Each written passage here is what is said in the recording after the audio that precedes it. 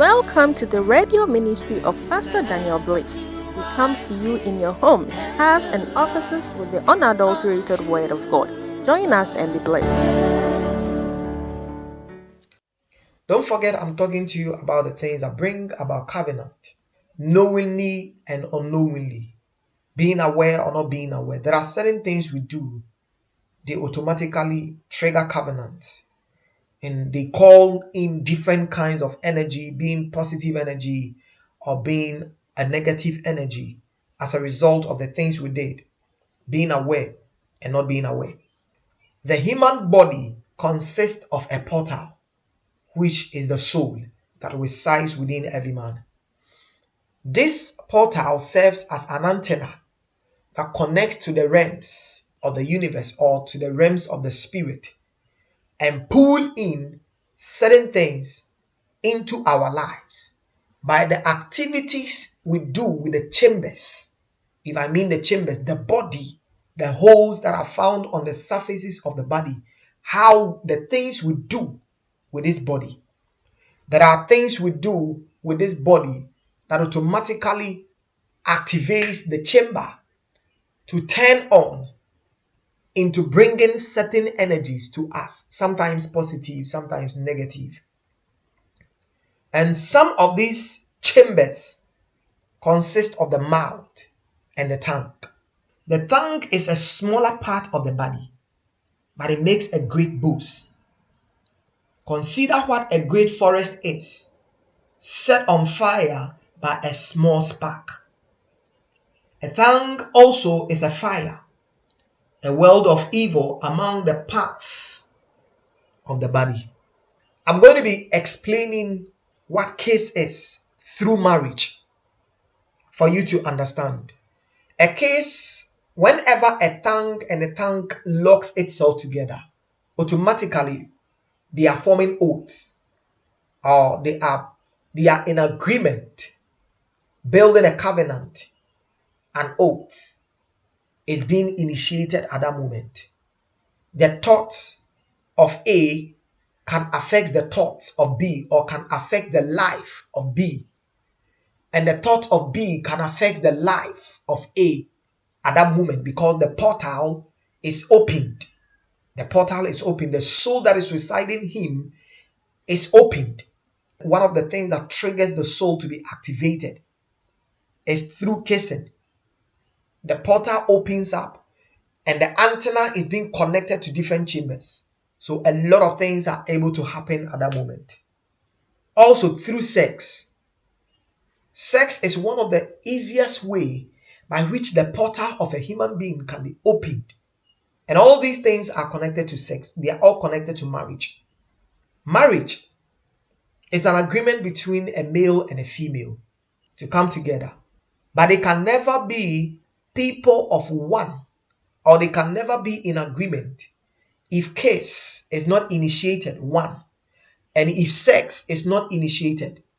In Genesis chapter 2 verse 24, the Bible said, "Therefore shall a man leave his father and mother and be together with his wife, and they shall become one." How? Through sex, through kiss, they shall become one. Whenever a man walks into a family to pay for the bride price of a woman, automatically he walks before an altar. He walks before a covenant, or stands before an altar to make a covenant. This is not a church matter. Immediately you enter the house of the woman and they agree to give their daughter's hand to you in marriage, automatically you are standing before an altar, because the family is an altar. And the altar you stand before is mostly the father's household altar. Why the father's household altar? The father is the root of the covenant, or the foundation of the covenant. Therefore, the father is connected to a father, and his father's father is connected to his father's father's father. His father's father is connected to his great-great-great-grandfather. It moves on and on and on and on and on. So immediately you enter into a family to pay for the bride price of a woman, you are seated there with generations. You are seated there with ancestors. So at that moment, different entities come there as a form by which the family invites all these people to come in and witness the ceremony of their daughter to be given hand in marriage. When they come, they also come in to demand something from you, the husband. At a point, they can take your finances, they can take your health as a form to agree that we are taking this as payment to agree that you get married to our daughter, or else they will not accept it. So you might think your in-law, your mother's in-law, or your father-in-law requested for something like a cow, a goat, in replacement of their daughter, clothing, and etc. in replacement of their daughter. But they took more than that from you because you stood before the family altar. And when you stand before the family altar, the things they take from you, that is the reason why most of our fathers that understood the concept of these went back into different families to restore whatever that was taken away from them. So a father got married to A, and in the realms of the spirit, the family took away from him what we call his health, or his finances, or his job, or his peace of mind. He goes back into another family B, remarry another woman, bring the woman back into the home, a woman that has the ability to restore what they took from him. If they took away his finances, he goes back into another family to marry another woman who comes in to restore what we call financial life. Yet something is taken again. So they go on and go on and go on and go on until something that is lesser is taken out of their lives. So in the olden days, polygamy was not because they had numerous, or they had richer capacity, or they had a bigger capacity of money, or they had riches, or they were rich, or they were wealthy. That is the reason why they were getting married to different women. No. They were doing that because they wanted to restore and restock themselves of the things they lost when they got married to A, and the things they got married, the things that were taken when they got married to A or B or C. So the concept of polygamy is something that must be understood. I'm not endorsing polygamy, please. I just want you to understand something from a different angle. That is the reason why in the olden days they were doing polygamy. But in our time, a lot of people, especially these people that are rich, are doing polygamy because they have enough money. That is their own cup of tea. Okay. And after all this, a woman is released unto you as your wife. A man who is a Christian will also want to come back to introduce the wife in the church, which is not just another ceremony or just a wedding sake. You are also appearing before another altar, and immediately you come before that church altar, you are also re-establishing another covenant between your wife and the church, or the God of the altar in the church also. So at this point, these two gods, the household God of your wife's family, must be in agreement, or must come to an agreement with the God of the church, or the religious God, or must come into an agreement with the God of the church. And at this time, among these two gods, or among these two energies, the energy that is strong enough agrees to be the one holding the marriage in higher esteem. Be it your father's household, or be it the church, the energy at the church, or the energy at your father's household. Who is strong at that time determines who should carry the marriage on their shoulders. Or even it can be that in the house of your father, or in the house of your wife's father, or the church in which you attended, If during the wedding somebody is seated there and has the power and the energy, the strength above the energy of your father's or of your wife's father's household altar and the church altar, such an energy takes up the marriage onto itself. So marriage is not just something we should take for granted or we should just look down upon and just trivialize. It goes beyond the aspect of we just wearing rings or you bringing a woman into your home to call her your spouse.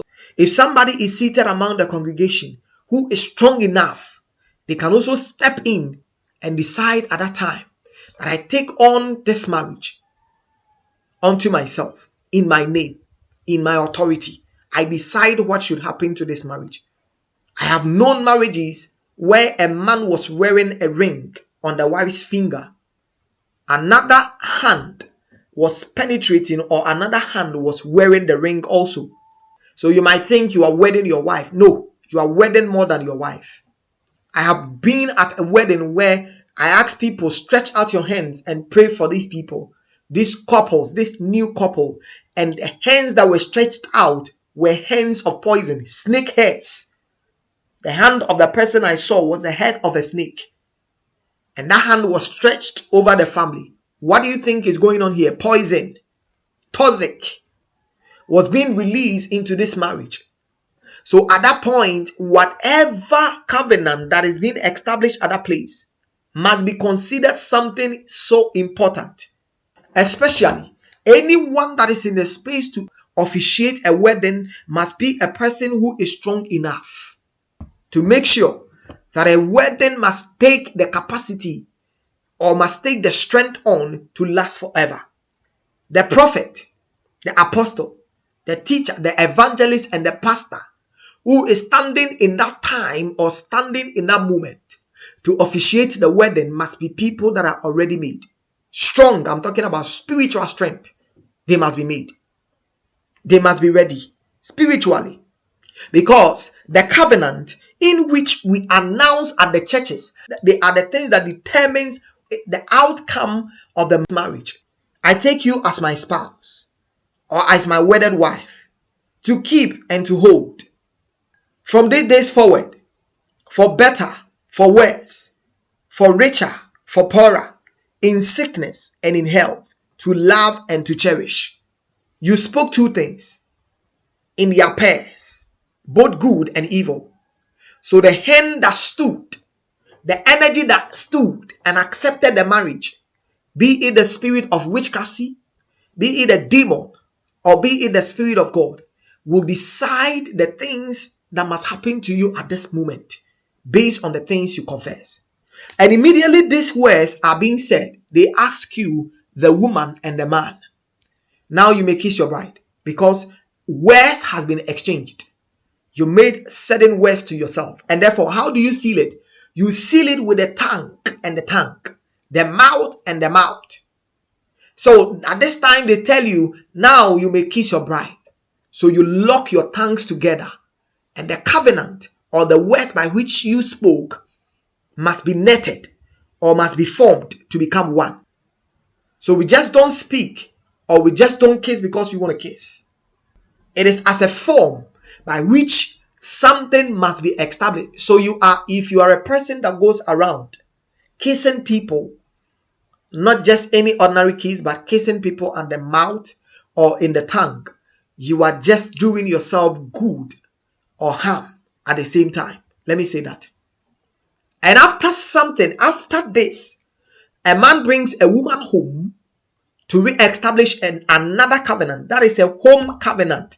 This is where the Bible says, and they shall become one. How? Through penetration, through sex. Their souls must be in an agreement. Their souls must come together at this moment during the time they are having sex to become one. Paul said, do you not know that he who unites himself with a prostitute is one with her in body? For it is written, the two shall become one. How shall the two become one? Through sex. We build different kinds of sexual covenant, but not knowing what we are doing. The person you sleep with automatically you trigger a covenant between yourself. So you open up a chamber and a portal is triggered. Whom you sleep with determines the things that will happen to you. Whom you sleep with determines the things that are coming over to you. Whom you sleep with determines whether you are going to cry or you will laugh. So, marriage is not just something we should take for granted. At this point, we open up the chambers of the bodies and the portal is ready to receive. That is the soul. And a covenant is being established. So, if you're a person that make all kinds of words, or you utter different kinds of words during the time of covenant and you don't honor them, it will surely haunt you. Because at this time or at this moment, the things you are speaking into, the things you are speaking through the chamber, which is your mouth, into the portal, is also written as another covenant. You have to be careful. There are men that speak all kinds of things because they want to sleep with a woman. If you want to sleep with a woman, just go and tell her, I want to sleep with you. Don't go and lie to her. Oh, I want to marry you. You are the most beautiful woman I've ever seen. It's a lie. You know you are lying. But you are building a covenant. Immediately this woman agrees and open up her chambers and the portal receives it. You've built a covenant. That is the reason why a man will be cursed by a woman. You said you will marry me. You didn't go by your word. And therefore, this and this and this should happen to you. And automatically, it happens. Why? It happened because the man at that moment was not in the capacity to hold himself. If you want to sleep with a woman, don't go and say anything else. Just go and say, woman, let me sleep with you. The Bible says in Genesis chapter 38, Bible says, and Jacob went to Tamar and said, woman, let me go into you. Just go and do that. If she agrees, fine. If she doesn't, just go your way. Don't build covenants with your life. Because any moment this woman triggers herself against you, any moment this woman stirs herself against you, it shall come to you as a battlefield. Sex is a different thing altogether. Let's not play with sex. It opens us up. The things you are speaking with your mouth, your soul or your portal is receiving them. And you form a covenant with somebody that you think you are not ready to form a covenant with. It will haunt you. It can cause you a downfall. A lot of women are embittered against men because they said, oh, this man said he's going to marry me and he didn't do it. And therefore, they are working with bitterness in their hearts. Even though they've not proclaimed or pronounced words of curses over certain men, yet things are happening to them as a result of the way they behaved towards them. You lured someone to bed. No, you don't do that. During a moment where a man wants to be in a relationship or wants to marry a woman, day must be considered because you are building a covenant with a day. You are building a covenant with a date. D-A-Y. You are building a covenant with it. Be it Monday, Tuesday, Wednesday, Thursday, Friday, Saturday, or Sunday.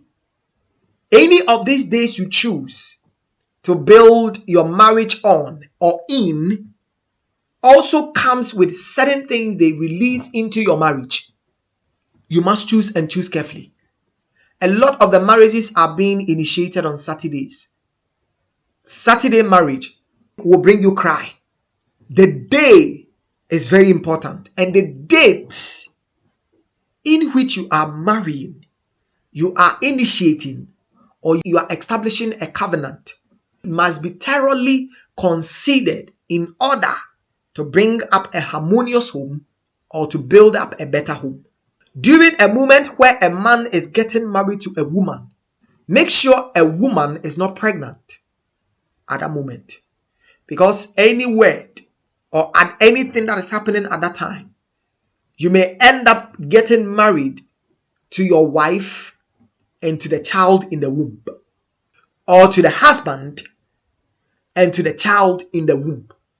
This is the reason why spiritual marriages are mostly built around people, and they think, oh, it is coming from different places. You don't marry a woman who is pregnant. You don't do that. There will be a rival spirit that will reside between you, the husband, the wife, and the child. Between the wife and the child over the husband, or between the husband and the child over the wife, because a covenant has been built which is not supposed to be built. You didn't marry on good grounds. When you are getting married to a woman and the child is in the womb, automatically you are initiating or you are building a marital covenant with the one in the womb also. So you have to be careful. When you want to marry, one thing you have to deal with sincerely, with all your strength, try to break it whatever means, or try to free yourself from it by all means, is spiritual marriage. A lot of our women, a lot of our men today are into different spiritual marriages based on the numerous sex they have, the numerous sexual partners they have. And based on certain covenants, this child was initiated through at the beginning of their birth. You have to take your time, pray thoroughly into certain areas of your marriage before you get married to her, or before you get married to him. Or else you may marry your husband and yet somebody is in the picture. Somebody will be in the picture. A spirit will be in this picture, enjoying your wife or enjoying your husband, and also pushing and emitting the spirit of rival. Difficulty in finding jobs, financial difficulty, health problems, disappointment, setbacks, retrogressions, and all sort of things, because you are in a rival marriage. The spirit that is over you, that has gotten married to you, has not legalized you yet, or has not left you, and therefore your marriage will be under a fire. Consider a whole lot of things when you want to go into a marriage, or you want to enter into the form of marriage. God bless you.